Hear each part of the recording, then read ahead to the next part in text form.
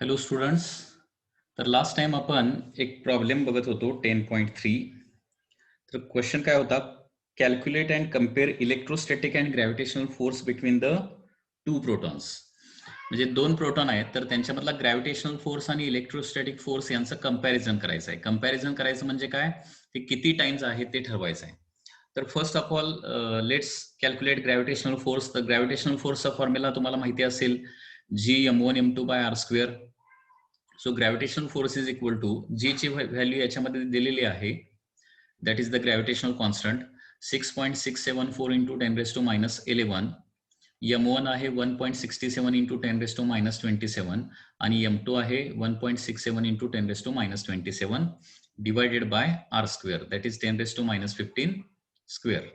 Okay, आता हे calculation केल्यानंतर ओके, हे तुम्हाला लॉग टेबलने कॅल्क्युलेशन करावं लागेल. ओके, तर हे कॅल्क्युलेशन केल्यानंतर ग्रॅव्हिटेशनल फोर्स किती येतो बघा. Gravitational force is 1.861 into 10⁻⁻34 newton. Okay, आता याच्यानंतर कॅल्क्युलेट करूया इलेक्ट्रोस्टॅटिक फोर्स. इलेक्ट्रोस्टॅटिक फोर्स,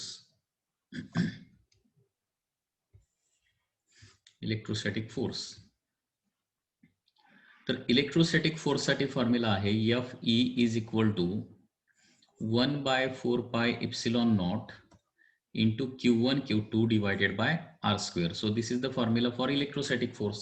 हा फॉर्म्युला आपण स्टडी केलेला आहे आणि याच्यामध्ये 1/4πε0 ची व्हॅल्यू असते 9 इंटू 10⁻⁹ इंटू ओके Q1 किती असणार आहे. Q1 म्हणजे पहिल्या प्रोटॉनवरचा चार्ज आणि Q2 म्हणजे दुसऱ्या प्रोटॉनवरचा चार्ज. ओके, प्रोटॉनवर चार्ज असतो 1.6 into 10⁻⁻19 into 1.6 into 10⁻⁻19 divided by त्यांच्यामधल्या सेपरेशनचा स्क्वेअर. म्हणजे त्यांच्यामधलं सेपरेशन 10⁻⁻15च घ्यायचं आहे. 10⁻⁻15 याचा स्क्वेअर. ओके, आणि हे कॅल्क्युलेशन केल्यानंतर इलेक्ट्रिक फोर्स येतो 2.3. Okay, 2.3 into 10⁻² Newton. 2.3 into 10⁻² Newton. आता या क्वेश्चन मध्ये सांगितलंय की कम्पेअर करा. कम्पेअर करा म्हणजे रेशो काढायचा आहे. कोणाचा रेशो काढायचा आहे? Compare the electrostatic to the gravitational. Okay, so Fe divided by Fg find out करायचा आहे. तर इलेक्ट्रोस्टॅटिक फोर्स किती आलाय 2.3 इंटू 10⁻² आणि ग्रॅव्हिटेशनल फोर्स आलेला आहे 1.861 इंटू 10⁻⁻34. ओके, तर हे कंपॅरिझन जे येणार आहे Fe divided by Fg is equal to, याची व्हॅल्यू येते 1.23 इंटू 10⁻⁻30 सॉरी -30 नाही 10⁻+36 येणार आहे. कारण 10⁻⁻34 न्यूमरेटरला नेला तर काय होणार आहे 10⁻+34 होणार. 10⁻+34 आणि 10⁻². So this is your final answer. म्हणजे थोडक्यात दोन प्रोटॉन मधला इलेक्ट्रोस्टॅटिक फोर्स ग्रॅव्हिटेशनल फोर्सच्या तुलनेत 10⁻36 टाइम्स स्ट्रॉंगर आहे. किती स्ट्रॉंगर आहे? 10⁻36 टाइम्स स्ट्रॉंगर आहे. हा, आता याच्यानंतर आपल्याला एक इम्पॉर्टंट प्रिन्सिपल स्टडी करायचा आहे, that is principle of superposition. Next we are going to study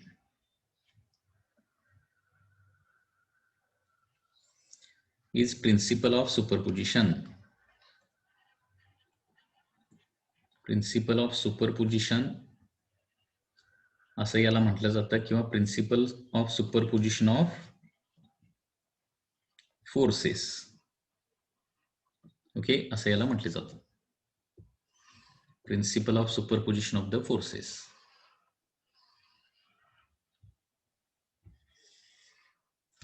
आता principle of superposition of forces कशासाठी वापरायचं हे अगोदर लक्षात घ्या. तर principle of superposition of forces एखाद्या चार्जवरचा नेट फोर्स काढायचा असेल तर त्याच्यासाठी आपण वापरतो. Okay, what is the resultant force on A charge ते फाइंड आउट करण्यासाठी. म्हणजे समजा एखाद्या ठिकाणी अनेक चार्जेस आहेत, तर ते सगळे चार्जेस एकमेकावर फोर्स एक्झर्ट करणार, बरोबर. म्हणजे सिमिलर असतील तर काय करणार, रिपेल करणार आहेत. डिसिमिलर असेल तर अट्रॅक्ट करणार आहेत, एकमेकावर फोर्स एक्झर्ट करणार आहेत. तर एखाद्या चार्जवर एकूण फोर्स किती असेल हे फाइंड आउट करण्यासाठी आपण हे प्रिन्सिपल वापरतो. त्याला principle of superposition of forces असं म्हटलं जातं. तर याचं स्टेटमेंट काय येणार बघा, principle of superposition. When a number of charges are interacting, number of charges are interacting, म्हणजे एखाद्या ठिकाणी अनेक चार्जेस ठेवलेले आहेत आणि ते एकमेकाबरोबर इंटरॅक्ट करतायत. इंटरॅक्ट करणं म्हणजेच काय, फोर्स ऑफ अट्रॅक्शन एक्झर्ट करणं किंवा फोर्स ऑफ रिपल्शन एक्झर्ट करणं. ओके, ते एकमेकाला अट्रॅक्ट किंवा रिपेल करतायत. when number of charges are interacting, when number of charges are interacting, the resultant force on a particular charge, the resultant force on a particular charge, resultant force on a particular charge is, resultant force on a particular charge is equal to vector sum, is equal to vector sum of forces exerted by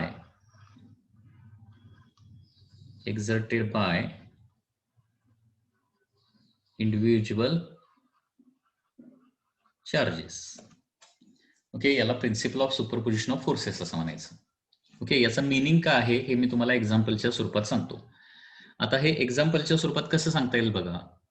suppose number of charges are interacting, म्हणजे मी इथं 4 charges घेतोय, Q1, Q2,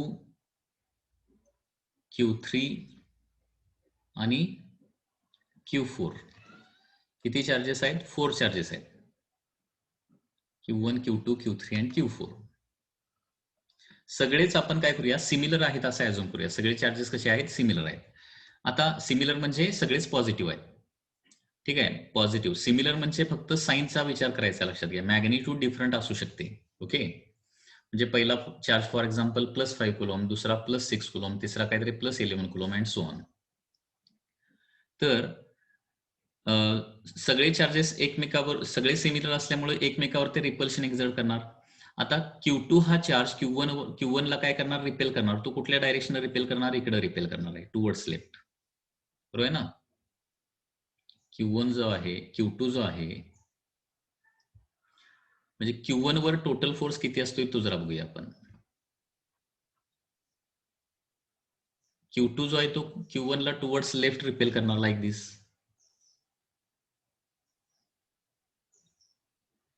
okay, त्याचबरोबर Q3 हा देखील काय करणार आहे, Q1 ला रिपेल करणार. आणि तो कुठल्या डायरेक्शन रिपेल करणार, या डायरेक्शन, बरोबर.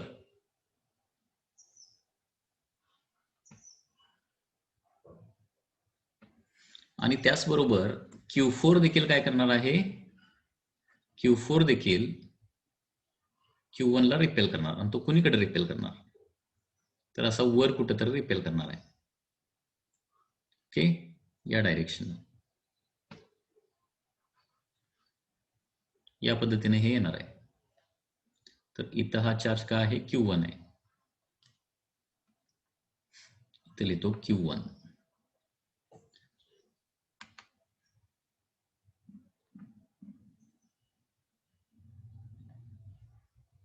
म्हणजे इथं 4 चार्जेस आहेत आणि ते एकमेकाबरोबर इंटरॅक्ट करायला लागले. म्हणजे पुन्हा एकदा सेंटेन्स बघा. When a number of charges are interacting, ज्यावेळी अनेक चार्जेस एकमेकाबरोबर इंटरॅक्ट करतात, म्हणजे फोर्स ऑफ अट्रॅक्शन रिपल्शन त्यांच्या साईननुसार एक्झर्ट करतात.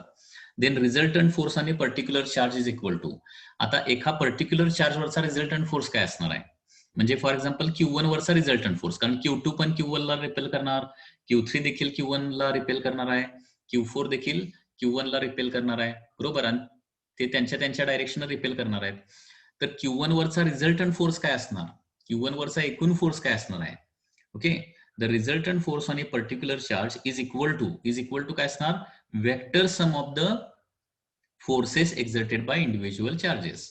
म्हणजे Q1 वरचा रिझल्टंट फोर्स म्हणजे Q2 न Q1 वर एक्झर्ट केलेला, Q3 न Q1 वर एक्झर्ट केलेला आणि Q4 न Q1 वर एक्झर्ट केलेला फोर्स जो आहे त्यांची वेक्टर सम येणार आहे.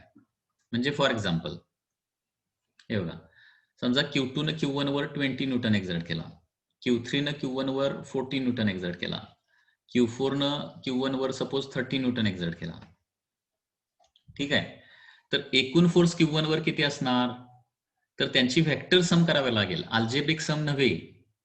अल्जेब्रिक सम म्हणजे लक्षात आलं ना, Q1 वर पहिला 20, दुसरा 40, तिसरा 30 ऍक्ट होत असेल तर टोटल फोर्स 20 प्लस 40 म्हणजे 60 प्लस 30 90 न्यूटन येणार का, 90 न्यूटन येणार नाही. दिस इज रॉंग आन्सर, लक्षात घ्या. ओके, तर रिझल्टंट फोर्स काढण्यासाठी त्यांची व्हेक्टर ऍडिशन करावं लागेल. व्हेक्टर ऍडिशन म्हणजे काय, डायरेक्शन कन्सिडर करून केलेले ऍडिशन. आणि त्याच्यासाठी तुम्हाला कुठला टॉपिक माहिती पाहिजे, व्हेक्टर्स नावाचा जो टॉपिक आहे ना तो व्यवस्थित माहिती पाहिजे. ओके, सो डायरेक्शन कन्सिडर करून केलेली सम. डायरेक्शन कन्सिडर करून केलेली सम म्हणजे काय, दोन वेक्टर सेम डायरेक्शन असेल तर त्यांची ऍडिशन करायची, अपोजिट डायरेक्शन असेल तर त्यांचं सबट्रॅक्शन करावं लागतं. ओके, परपेंडिक्युलर किंवा सर्टन अँगल मध्ये दोन वेक्टर असतील तर रिझल्टंटचा एक फॉर्म्युला आहे, माहिती आहे ना, रिझल्टंटचा formula square root of p² plus q² plus 2pq cos θ. म्हणजे उदाहरण पुन्हा एकदा इथे एक सांगतो, लक्षात घ्या. सपोज असं दिलं की हा एक पॉइंट आहे आणि याच्यावर मी फोर्स अप्लाय केला 30 न्यूटन आणि त्याच्यानंतर फोर्स अप्लाय केला 40 न्यूटन. तर एकूण फोर्स या पार्टिकलवर किती, 70 न्यूटन हे आन्सर येणार नाही. जर 30 आणि 40 सेम डायरेक्शन लावली असते, ओके, हे बघा हा 30 न्यूटन आहे, त्याच डायरेक्शन 40 न्यूटन लावला तर एकूण आन्सर किती येणार, 70 न्यूटन येणार. समजा 30 न्यूटन सुरुवातीला फोर्स लावला त्या पार्टिकलवर आणि त्याच्यावरच अपोजिट डायरेक्शन 40 न्यूटन लावला तर हे काय होणार आहे, 40 न्यूटन 30 ला कॅन्सल करणार नाही, रिझल्टंट फोर्स किती येणार, 10 न्यूटन येणार. याला व्हेक्टर सम म्हणायचं, म्हणजे डायरेक्शन कन्सिडर करून केलेली सम. पुन्हा एकदा 30 न्यूटन फोर्स अप्लाय केला आणि समजा 60 डिग्री मध्ये आपण 40 न्यूटन फोर्स अप्लाय केला, दुसरा 30 न्यूटनला 60 डिग्री मध्ये, तर एकूण फोर्स किती आता 70 येणार नाही, ती झाली अल्जेब्रिक ऍडिशन. अल्जेब्रिक ऍडिशन आपल्याला करायची नाही, व्हेक्टर ऍडिशन. आता दोन व्हेक्टर मध्ये अँगल असेल तर त्याचे व्हेक्टर ऍडिशन कसं करतो, r is equal to square root of p² plus q² plus 2pq cos θ हा फॉर्म्युला आपल्याला वापरावा लागेल. So r is equal to square root of p² म्हणजे 30चा स्क्वेअर प्लस 40चा स्क्वेअर असं सगळं कॅल्क्युलेशन करावं लागणार, plus 2 into 30 into 40 into cos of 60 हे कॅल्क्युलेशन करून जे काय आन्सर येईल ते रिझल्ट असणार. लक्षात आलं. तसं आता Q1 वर ऍक्ट होणारा टोटल फोर्स, आता इथं अगोदर नेमिंग करूया. ओके, हा जो फोर्स आहे याला काय म्हणणार रे, याला काय नाव देणार, force on one exerted by 2, बरोबर आहे ना. हा जो पहिला जो फोर्स आहे ना त्याला काय नाव देणार आहे, force on one exerted by 2, त्याला F12 बार. त्याच्यासाठी मी एक वर्ड लक्षात ठेवायला सांगितलंय, बरोबर आहे ना, ऑन बाय. F12 लिहिलं, F12 बार लिहिलं तर त्याचा मिनिंग काय होतो, फोर्स ऑन वन, कुणी एक्झर्ट केलेला, 2 ने एक्झर्ट केलेला. त्याच्यानंतर हा जो मधला जो फोर्स आहे त्याला नाव काय देणार, F13 बार असं म्हणणार, म्हणजे काय, force on one exerted by 3. आणि हा तिसरा जो फोर्स आहे त्याला काय नाव देणार, F14 बार, म्हणजे 1 वर एक्झर्ट केलेला फोर्स, कुणी 4 ने एक्झर्ट केलेला फोर्स. त्याच्यासाठी ह्या ऑन बाय वर्ड लक्षात ठेवायचा. म्हणजे Fxy लिहिलं तर त्याचा मिनिंग काय होणार, force on X exerted by Y, हे लक्षात ठेवायचं आहे. आता बघा principle of superposition of forces लक्षात आलं का, बघा आता याचं एक्सप्लेनेशन आपल्याला लिहायचं आहे, परंतु त्याच्या अगोदर पुन्हा एकदा स्टेटमेंट मी वाचतो. When a number of charges are interacting, resultant force on a particular charge is equal to काय असणार आहे, vector sum of forces exerted by all charges. Vector sum of all forces असं लिहायला पाहिजे. Vector sum of all forces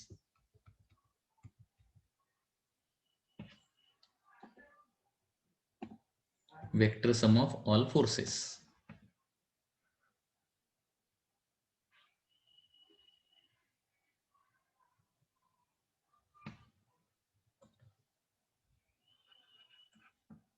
all forces exerted by individual charges. म्हणजे प्रत्येकाने exert केलेला जो फोर्स आहे ना, म्हणजे Q2 न Q3 न Q4 न इंडिव्हिज्युअल फोर्सेस जे आहेत त्याची वेक्टर सम करावी लागणार आहे.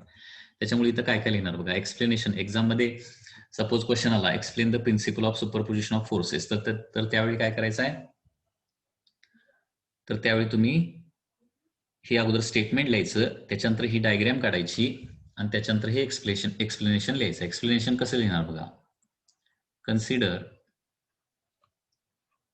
four charges Q1, Q2, Q3 and Q4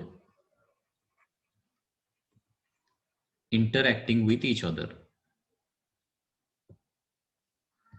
Okay, interacting with each other. Okay, तर आता काय करूया, सगळे फोर्सेस वन बाय वन लिहूया. Force on one, force on charge 1 exerted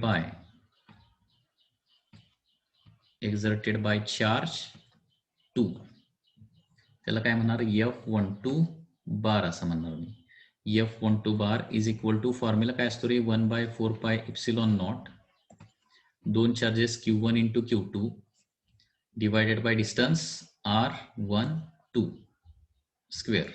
1 आणि 2 मधलं डिस्टन्स R12 आणि त्याचे डायरेक्शन वेक्टर फॉर्म मध्ये कसा लिहिलाय माहिती ना, R221 येणार ना डायरेक्शन बघा, कारण repulsion force towards left force आहे. टुवर्ड्स लेफ्ट म्हणजे 221 अशी डायरेक्शन येणार. R21 cap. लक्षात आलं. हा झाला पहिला फोर्स. तसा आता दुसरा फोर्स येणार आहे.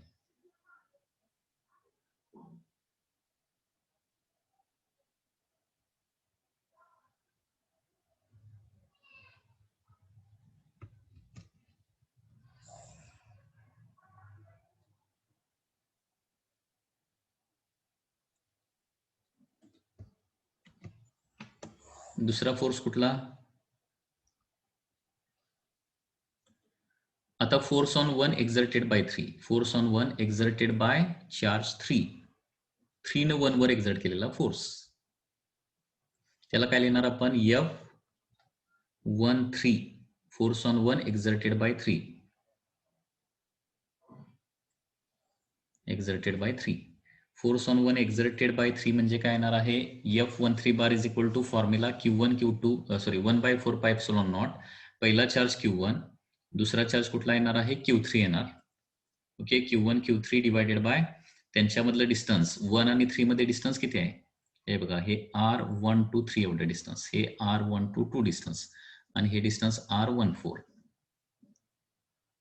आणि त्याची डायरेक्शन कशी असणार बघा, रिपल्शन एक्झर्ट करणार ना, डायरेक्शन बघा तिरकी आहे, 3 कडून 1 कडे अशी डायरेक्शन आहे. ओके, हा झाला दुसरा फोर्स. आणि आता तिसरा force.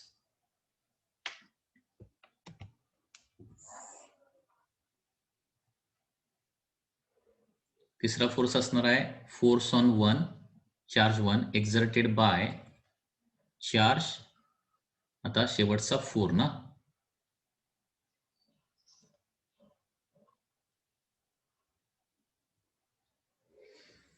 Okay, force on 1 exerted by 4 on by. Okay, force on 1/4, 1/4πε0. पहिला चार्ज Q1, दुसरा चार्ज Q4 आणि त्यांच्यामधलं डिस्टन्स R14 स्क्वेअर आणि इथं काय येणार आहे, R41 cap.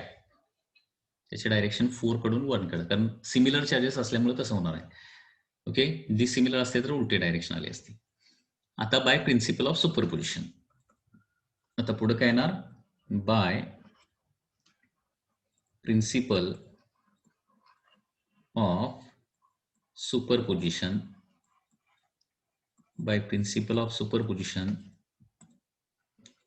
force resultant force by principle of superposition काय करायचंय, टोटल म्हणजे रिझल्टंट, नेहमी लक्षात ठेवा. रिझल्टंट फोर्स ऑन चार्ज 1 वरचा रिझल्टंट फोर्स त्याला काय म्हणणार, F1 बार म्हणणार, इज इक्वल टू, तर काय सांगितलंय, resultant force on charge is equal to काय असणार, vector sum of all individual forces, म्हणजे F12 बार म्हणजे 2 न 1 वर एक्झर्ट केलेला फोर्स प्लस 3 न 1 वर एक्झर्ट केलेला फोर्स प्लस 4 न 1 वर एक्झर्ट केलेला force. Force on 1 exerted by 2 plus force on 1 exerted by 3 plus force on 4 exerted by 4. ठीक आहे, ही वेक्टर सम झाली.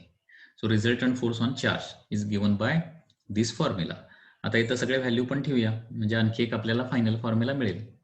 ठीक आहे, तर F1 bar is equal to, आता सगळ्यांच्या मध्ये कॉमन काय आहे, कॉमन जे आहे ते 1/4πε0 कॉमन आहे, तेवढंच कॉमन काढूया.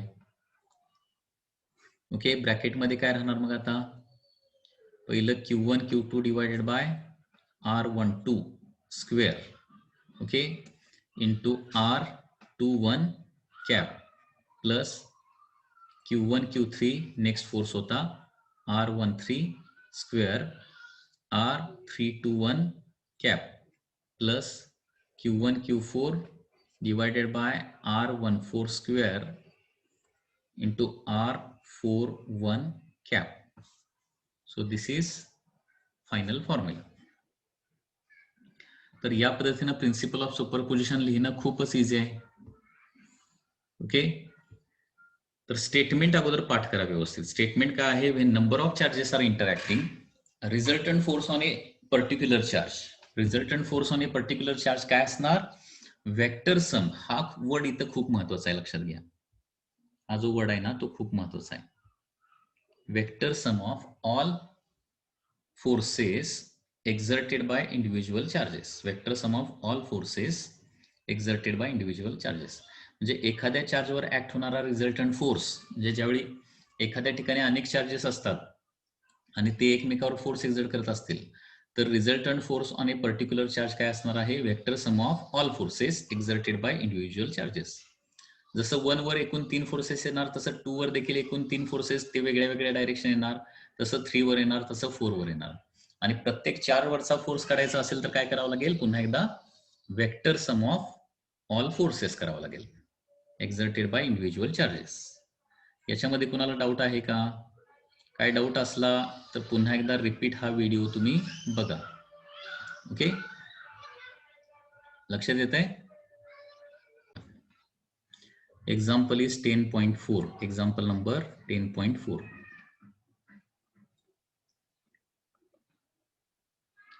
Three charges, 2 microcoulomb, 3 microcoulomb, and 4 microcoulomb are placed at the point A, B, C respectively as shown in figure. Determine the force, resultant force on A due to other charges. म्हणजे एका चार्जवरचा resultant force आपल्याला काढायचा आहे आणि त्याची diagram जी आहे ती या पद्धतीने डायग्रॅम दिलेली आहे. ओके,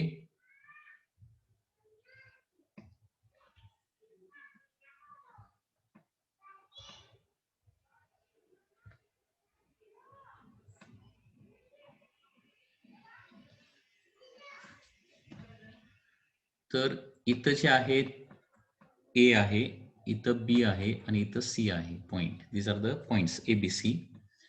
पहिला चार्ज जो आहे तो कितीचा आहे, 2 मायक्रोकुलॉम. ए या ठिकाणी 2 मायक्रोकुलॉम ठेवला आहे, बी या ठिकाणी राईट अँगल आहे आणि इथं चार्ज ठेवलेला आहे 3 मायक्रोकुलॉम आणि सी या ठिकाणी ठेवलेला आहे 4 मायक्रोकुलॉम. असे एकूण 3 चार्जेस ठेवलेले आहेत. 2 मायक्रोकुलॉम, 3 मायक्रोकुलॉम अँड 4 मायक्रोकुलॉम, सगळे पॉझिटिव्हच आहेत. तर क्वेश्चन मध्ये काय सांगितलंय, determine the force on A, resultant force on charge at A काढायचं आहे. Determine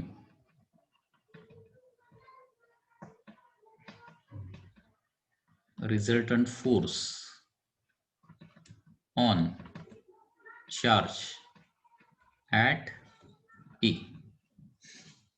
Okay, resultant force on charge at E.